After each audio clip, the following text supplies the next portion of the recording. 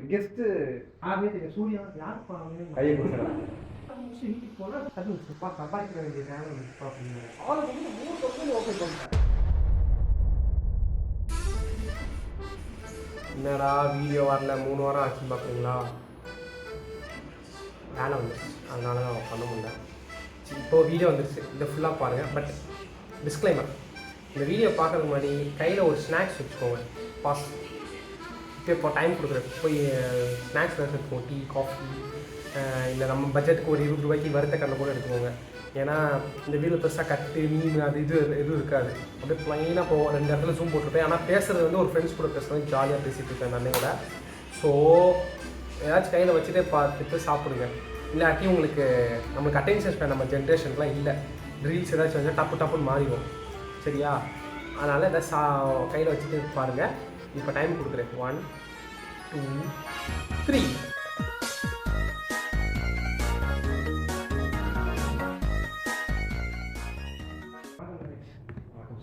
Tea வந்துருக்கீங்க. Tea coffee அதெல்லாம் தருவீங்களா? ஃபஸ்ட்டு இதுக்கு 500 பே பண்ணுவோம், அப்புறம் பார்ப்போம். ஆக்சுவலாக சினிமா கணிஸ்க்காக எடுக்க வந்து பாட்காஸ்ட், அதை அப்படியே சரி நம்மளும் யூஸ் பண்ணிப்போம் அப்படின்ட்டு சூர்யா எக்ஸ்பிக்காக எடுக்கிறோம். ரொம்ப பெருமையாக இருக்குது சூர்யா உங்கள் சேனலில் வர்றது. ரொம்ப நன்றி. இந்த சினிமா கணிஸ் ஒரு குட்டி சேனல் தான், சப்போர்ட் பண்ணுங்கள். நம்ம சப்ஸ்கிரைபர்ஸ், நம்ம நண்பர்கள்லாம் கொஞ்சம் போய் சப்போர்ட் பண்ணிங்கன்னா நல்லாயிருக்கும். வளர வரல, நானும் சேர்ந்து வளர்க்குறேன். சூர்யா நல்லா சொல்லுவாங்க. போது வாழ்க்கை அதான் இது பாட்காஸ்ட்டு. வேறு பேருக்கு அப்பாவை கதடிக்கிறது கற்றுக்கிட்டோம். பிரதீப் நாங்கள் சரி, நம்ம இப்போ வாழ்க்கையை பற்றி பேசப்போம். பயமாக இருக்கு சூர்யா. என் சேனல்னாலே அப்படிதான், சூர்யா எக்ஸ்பினாலே வாழ்க்கை தான். ஸோ நம்ம எக்ஸ்பீரியன்ஸ் ஹாப்பி. நீங்கள் பெரிய மேதாவி சூர்யா. நீங்கள் கொடுக்குற ஃபிலாசபி, உங்கள் பர்ஸ்பெக்டிவ் ஆஃப் லைஃப், இது கூடலாம் என்ன மாதிரி ஒரு சின்ன ஆளை கூப்பிட்டு பண்ணுறதே எனக்கு ரொம்ப பெருமையாக இருக்குது. எல்லாம் சொல்லுவாங்க நான் ரொம்ப சிம்பிளான ஆளுங்க. பட் நான் இந்த பேண்ட் 200 ரூபாய் சார், இது சிம்பிள் சிட்டியா அந்த மாதிரி தான். ஓகே, எப்படி இருக்கு சூர்யா? அதான் நான் உங்கள்கிட்ட நான் தான் கேட்பேன். நமக்கு 2 பேரும் தெரிய பண்ணுறது கேவலமாக இருக்குது. ஸோ இது எப்படின்னா, காலேஜ் முடித்தோம்.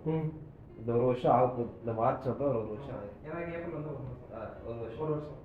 அப்போது இந்த ஒரு டிரான்சிஷன் வந்து எனக்கு தெரிஞ்ச என் லைஃப்ல பிக்கெஸ்ட் அப் அண்ட் டவுன் இருந்த ஒரு ஃபேஸ் ஆஃப் 1 இயர் இதாக தான் இருக்கும். நான் எனக்கு வந்து பீக்கில் இருந்த இயர்னா காலேஜ் தான். ஏன்னா ஸ்கூலில் இருந்த வரைக்கும் யாருக்குமே தெரியாது, யாருமே தெரியாது. சூர்யா யாருப்பா அவன், நம்ம கிளாஸ் அப்படி கேட்பாங்க, எல்லா சிரிச்சுட்டு இருப்பாங்க. ஒரு டீச்சராக இருந்தவன் காலேஜ் வந்து ஓரளவுக்கு நம்மளுக்குன்னு ஒரு டேலண்ட் இருக்குள்ள, இந்த வீடியோ போடுறது, எடிட் பண்ணுறது, அது மூலிமா ரெகனைஸ் ஆகுறது, அந்த மாதிரி ஒரு ஹாப்பி. ஓகே, ஒரு வீக்னஸ் கிடைச்சு காலேஜ்ல தான். காலேஜ் முடிச்சு வீட்டுக்கு போனால் வீக்னஸ் எங்கே போச்சுன்னே தெரியல. வீட்டில் தனியாக உட்காந்துருக்கேன், அப்பா அம்மா வேலைக்கு போகிறாங்க, நான் கண்டது வெளியில் சாப்பிட்டு போய் வளர்த்துட்டு நான் போட்டு ஊருக்கே அது இருந்தாலும் வீட்டுக்கு திறப்ப கிடந்தாங்க. சரியான நம்ம என்ன அச்சீவ் பண்ணலாம், அந்த அச்சீவ்மெண்ட் வந்து ஒரே செகண்ட்ல நீ என்ன பண்ணிட்ட அப்படின்னு ஒரே கேள்வியில் அதோட மொத்த இதையும் 0 ஆக்கிடுவாங்க. அதை அவங்க அதை மீன் பண்ணி பண்ணல, பட் அவங்க ரொம்ப ஜெனரலைஸ்டா பண்ணலாங்கிற மாதிரி பண்ணிடுறாங்க. ஸோ எனக்கு தான் சொல்றேன், இந்த ஒரு வருஷம் இருக்குன்னா என்னோட லைஃப்ல வந்து இப்படி ஒரு பீக்கு, ஒரு வேலி, திருப்பி ஒரு பிக் பேர் நின்று போய்கிட்டு இருக்கு. ஆமா, அந்த இது மாதிரி போய்கிட்டு இருக்கு, ஹார்ட் பிபிஎம் மாதிரி போய்கிட்டு இருக்கு. பீச் பண்ணுறது ஏதோ மோட்டிவேஷன் இன்ஸ்டால பார்த்தேன். ஹார்ட்ல இதுல எப்படி இப்படியே போனா லைஃப் முடிச்சுன்னு அர்த்தம். வாழ்க்கை இப்படி தாங்க இருக்கும். எப்பயாச்சும் இப்படி இப்படி இருந்தா பரவாயில்ல, எப்பவுமே இப்படி எப்படி இருந்துச்சுன்னா என்னதான் பண்றது? ஆளை பண்ணி லைக் காலேஜ்னா நமக்கு ரெஸ்பான்சிபிலிட்டி எனக்கு பெருசாக எதுவுமே தெரியல. போனோம், வீட்டில் காசு கொடுத்தாங்க, ஜாலியாக கான்செர்ட்டு அது இதுன்னு ஜாலியாக ஃப்ரெண்ட்ஸ் கூட சுற்றிட்டு, அப்புறம் திடீர்னு வந்து அதுக்குள்ளே காலேஜ் முடிஞ்சிச்சு. பாதி வரைக்கும் குழந்தை வர போயிட்டு முடிச்சுட்டு வந்து பார்த்தா தப்பிச்சுப்பா, சம்பாதிக்கிற வேண்டிய நேரம் வந்துச்சுப்பா அப்படின்னாங்க. அதாவது நான் சொல்ற மாதிரி வீட்டில் காசு வாங்கி செலவு பண்ணும்போது ஒரு பெரிய விஷயமா தெரியும். இருந்துச்சுன்னா செலவு யோசிக்கவே மாட்டோம். சரி, அடுத்த மாதம் எப்படியும் அந்த காசு வந்துடும் கன்ஃபார்மாக தெரியும். அப்போ வந்து தைரியமா பண்ண ஆரம்பிக்கும். அப்புறம் நமக்கு அந்த காசோட வேல்யூங்கிறது நிஜமா சம்பாதிக்கும் போது 1 ரூபா செலவு அது சொல்லிட்டே நம்ம கொடுப்பாங்க. நம்ம காலேஜ்ல வீட்டில் கேட்கும் போது என்ன சொல்லுவாங்க, நீ சம்பாதிக்கும் போது திரும்பி நிஜமா சம்பாதிக்கும் போது தெரியுது ரொம்ப கஷ்டம். பெட்ரோல் அடிக்கிறோம் 12,000க்கு 15,000க்கு இவ்வளோ கஷ்டப்பட வேண்டியது. நம்ம பெட்டு கருத்துட்டு அந்த ஒரு அமௌண்ட்டை எடுக்கிறதுக்கு அப்புறம் இத்தனை நாள் நம்ம சம்பாதிச்சு செலவு பண்ணிட்டு இருந்ததான அந்த இன்கம் எவ்வளவு கஷ்டப்பட்டு வந்திருக்கும். அது அது அது நிஜமாவே பெரிய விஷயம். அது நம்ம எனக்கு இப்போ என்ன பயமா இருக்குன்னா நம்மள மாதிரி நம்ம இனி அடுத்த ஒரு ஜென்ரேஷனுக்கு நம்ம குழந்தைங்க இதெல்லாம் பண்ணும்போது அது எப்படி இருக்கும். இப்போ நம்ம அப்பா அம்மா சம்பாதிச்சு நமக்கு பத்தல கையை கொடுத்துடலாம். கரெக்ட். இதே சொல்றதா இதே கேட்க மாட்டேங்க. கரெக்ட் தான். கல்யாணம் பண்றது பண்ணாது அவங்களோட பர்சனல் விஷயம். அது ஓகே. நான் சொல்றேன் எக்ஸாம்பிள் சொல்றேன். நம்ம ஜெனரேஷன் கல்யாணம் பண்ணாம இருக்கிறோம்னு வச்சுக்கோ.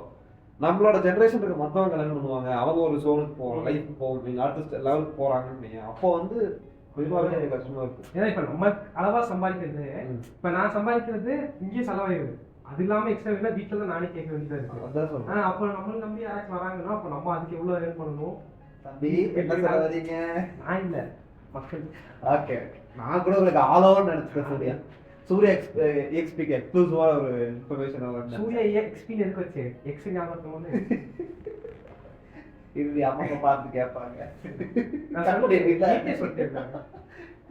ஸோ அதான் இப்போ என்னன்னா நம்ம வந்து ஒரு ஃபேஸ் ஆஃப் லைஃப்பை கடந்து வந்திருக்கோம். காலேஜ் முடிச்சுட்டு ஒரு அதாவது நான் காலேஜ் பிளேஸ் ஆனேன். என் லைஃப் வந்து ரோலர் கோஸ்டர் ரைடு மாதிரி சொல்லியாரு. நிஜமாவே என்னோட லைஃப் ரொம்ப மோசமான ஒரு ரோலர் கோஸ்டர். 2 அரியர் வச்சிருந்தேன். ஒரு அரியர் வச்சு கிளியர் பண்ணிட்டு இன்னொரு அரியர் வச்சிருந்தேன். அந்த அரியர் வந்து காலேஜ் முடியறதுக்கு 3 மாசம் முன்னாடி லாஸ்ட் ஒரு அட்டம் எழுதிட்டேன். அட்டம்ப்ட்லேயே ஃபெயில் வந்துருச்சு. அப்படியே வாழ்க்கை இருந்து போச்சு. வீட்டிலோட கேட்க ஆரம்பிச்சாங்க, யூனிவர்சிட்டிக்கு வாங்குவியா, என்ன பண்ண போற, அட்லீஸ்ட் எல்லாத்துக்கும் கிராஜுவேட் ஆயிருக்காங்கலாம் கேட்கறாங்க. எனக்கு அப்படியே நான் யாரு டிப்ளமோல 88% 10th ஒரு 9.5 இன்னும் என்னைய கூட இப்ப நிறுத்திட்டீங்க அப்படிங்கிற மாதிரி இருந்துச்சு. ஓகே, அதை நான் வந்து படிக்காம செகண்டரி அது கொஞ்சம் ஸ்டாஃப் பஞ்சாயத்து இதெல்லாம் இருந்துச்சு. ப்ளஸ் நான் ரொம்ப அசால்ட்டா இருந்தேன். ஃபர்ஸ்ட் டைம் எழுதும்போது கொஞ்சம் ஒழுங்கா எழுதியிருந்தேன்னா மேபி கிளியர் பண்ணுவேன். ஏன்னா எனக்கு அதே பிரச்சனை. நான் வந்து வரப்ப 12th வந்து என்னன்னு தெரியல, கெமிஸ்ட்ரி எக்ஸாம்லாம் தூங்கல நைட்டு. எப்படி படிச்சேன்னு எனக்கும் தெரியல. படிச்சு உள்ள வந்துட்டு ஃபர்ஸ்ட் செம்ல பிக் பாஸ் போய் நான் பிக் பாஸ் பார்த்து அதுவும் பழைய எபிசோட பார்த்து நான் தான் போனேன் ஆன்லைன்ல. அதுக்கப்புறம் தேர்ட் செம்னு நினைக்கிறேன் 2 அரியர் வச்சு. அது ஒரு பொண்ணுனால அந்த 2 அரியர் வச்சுட்டு ரொம்ப மனசு. அந்த 2 அரியர் வச்சு அசால்ட் இருந்துச்சு. அரியர் தானே அப்படின்ட்டு அது இல்லாம ஒரு 2 அரியர் வச்சு. அதுதான் என்னோட பொறுப்பு. மொத்தம் 4 அரியர் கிளியர் பண்றதுக்குள்ள நாக்கு தள்ளி போச்சு. ஆமா, அந்த டிராகன் படம் பாக்குறப்பதான் அதான் என்னோட கதை என்னன்னா 2 பேப்பர் வச்சிருந்தேன். அப்போ அந்த 2வது பேப்பர் வந்து கிளியர் பண்றேன் ட்ரை பண்றேன். ஃபர்ஸ்ட் டைம் மெயின் எக்ஸாமுக்கு ஃபெயில் ஆயிட்டேன். அரியர் எக்ஸாம் வந்து அரியர்லேயே ஃபெயில். அப்போதான் லைஃப் ஃபிக்ஸ் ஆடுங்கிற மாதிரி எல்லாரும் என் கிளாஸ்ல எல்லாரும் பாஸ் ஆயிட்டாங்க. நான் ஒருத்தர் மட்டும்தான். அப்போ வந்து என்னடா இது எப்படா அப்படிங்கிற மாதிரி இருந்துச்சு. அப்புறம் ரீவாலுவேஷன் அப்ளை பண்ண கிளியர் ஆயிடுச்சு. அப்பாடா ஓகே அப்படின்னு சொல்லி இன்டர்வியூ அட்டன் பண்றேன். அதே எப்படி இந்த படத்துல சொல்ற மாதிரி ஒரு 4 கம்பெனி அட்டன் பண்ணேன். 4 கம்பெனில 3 கம்பெனில ஓகே பண்ணிட்டேன். 2 கம்பெனில ஷோரா நீங்க ரெகுலர் தான் சொல்லிட்டாங்க. அப்புறம் எனக்கு 2 ஆப்ஷன் இருந்துச்சு. ஒரு கம்பெனி வந்து வேற எங்கேயோ வெளியூர்ல இருந்துச்சு, இன்னொன்று வந்து கோயம்புத்தூர் பெஸ்ட் கம்பெனி. ஸோ இது 2 கம்பெனி யோசிச்சு பார்த்தப்போ சரி சென்னையில் வெளியே இருந்துச்சு இந்த கம்பெனி, வேலூர் சம்திங். அப்போ அது வேண்டாம், கோயம்புத்தூர் எடுத்துக்கலாம் போய் யோசித்தேன். நம்ம பேஷன் வந்து சினிமா பிடிக்கும், நான் சினிமாவில் தான் பண்ணணும்னு நினைக்கிறப்போ எதுக்கு இந்த ஜாப் அப்படிங்கிறப்போ சரி ஓகே நமக்கு ஒரு ஃபினான்ஷியல் ஸ்டெபிலிட்டி இருந்துச்சுன்னா வீட்டில் கேட்க வேண்டாம் இது வரும். அதனால சரி ஓகே நம்ம போய் பண்ணலாம் அப்படின்னு சொல்லி எடுக்கலாம் ஜாப். ப்ளஸ் வந்துருச்சு நல்லா பண்ணியிருப்போம் ஓகே அப்படின்றப்போ சரி ஓகே அப்படின்னு எடுத்தேன். டிசைன் இல்லை சாலிட் ஒர்க்ஸ். அன்னைக்கு தான் வந்து ஃபர்ஸ்ட் டே போகும்போது பார்த்தீங்கன்னா ஃபர்ஸ்ட் ஒரு வாரம் ஜாலியாக இருந்துச்சு. எனக்கு நான் இப்போ வேலை பார்க்குற கம்பெனியும் ஃபர்ஸ்ட் ஒரு வேலை பெருசாக இல்லை, போனோமா பேசினோமா வந்தோமான்ட்டு அப்படியே போயிட்டு இந்த ஒரு ஃபர்ஸ்ட் நான் ஒரு வாரம் போகிறேன் ஜாலியாக இருந்துச்சு. ஒரு வாரம் இன்டர்நெட் கொடுத்துருவாங்க, லேப்டாப் கொடுத்துட்டாங்க, போய் யூடியூப் பார்ப்பேன் எல்லாம் பார்த்துட்டு இருந்தேன். ஒரு வாரம் முடிஞ்சது. அது எப்படின்னா காலேஜ் முடிஞ்சு எனக்கு ஒரு பிரேக் இருந்துச்சு வேலைக்கு போகிறேன். எனக்கு வந்து காலேஜ் வந்து மே 18 முடியுது, மே 20 நான் வேலைக்கு ஜாயின் பண்ணிட்டேன். ஆமாம், கேப்பே இல்லை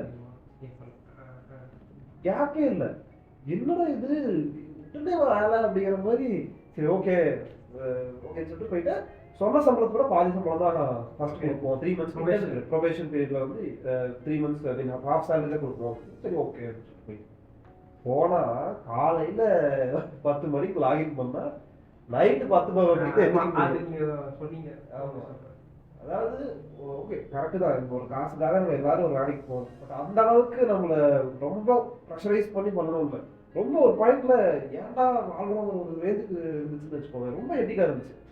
ஹெட்டிக்காக இருக்கிறத தாண்டி ஒரு ஒரு சம்பளத்துக்காக இவ்வளோ வேலை செய்யணுமா, இவ்வளோ பண்ணணுமா. அதுவும் இல்லாமல் எப்படின்னா அந்த சிஸ்டமில் கொஞ்சம் பிரச்சனை இருக்கும். இப்போ ஒன்று நம்ம ஒர்க் பண்ணுற ஃபீல்டு வந்து அப்டேட்டடாக இருக்கணும். இல்லைன்னா அதுக்கு எக்யூப்மெண்ட்ஸ் ஆச்சு கொஞ்சம் பெட்டராக இருக்கும். நம்ம அந்த ஒர்க் பண்ணுற இதை கொஞ்சம் என்ஹான்ஸ் பண்ணணும். அந்த டயர்ட்னஸ் இருக்காதுன்னு வையன். அதெல்லாம் அதில் எதுவுமே இல்லை. பல மேனேஜர்ஸ்க்கு அதான் வேலை. முடிஞ்ச அளவுக்கு இருக்கிற ரிசோர்ஸை வச்சே புரிஞ்சு எடுக்கணும் அப்படின்னாங்க. கம்மியாக ரிசோர்ஸ் யூஸ் பண்ணி அந்த அந்த சாலிட் ஒர்க்ஸ் வந்து போயிட்டு முடியல. அது 3 மாதம் கிளாஸ் பண்ணுறதுக்குள்ள போதும் ஆயிடுச்சு. பட் ஒரு பாயிண்ட்ல அவங்களே வந்து ப்ரொபேஷன் முடிஞ்சதுக்கப்புறம் நீங்கள் இதுக்கு உங்களுக்கு ஜாப் இல்லை, இன்டர்ன்ஷிப் மட்டும்தான் அப்படிங்கிற மாதிரி சொல்லிட்டாங்க. சரி ஓகே சந்தோஷம். அந்த ரீசன் சொல்ல விரும்புறீங்க?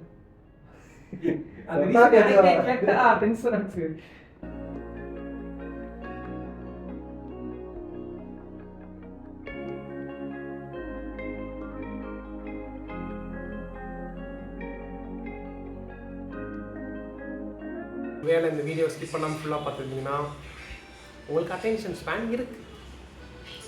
And let's grow it. நம்ம எனக்கும் அட்டென்ஷன் ஸ்பேன் இல்லை. இனிமேட்டு வர வீடியோவில் அதை க்ரோ பண்ணுவோம். Okay bye. பார்ட் 2 வருது. பார்ட் 2வில் அடுத்து இன்ட்ரெஸ்டிங்கான இதெல்லாம் பேசுவோம். பாய்.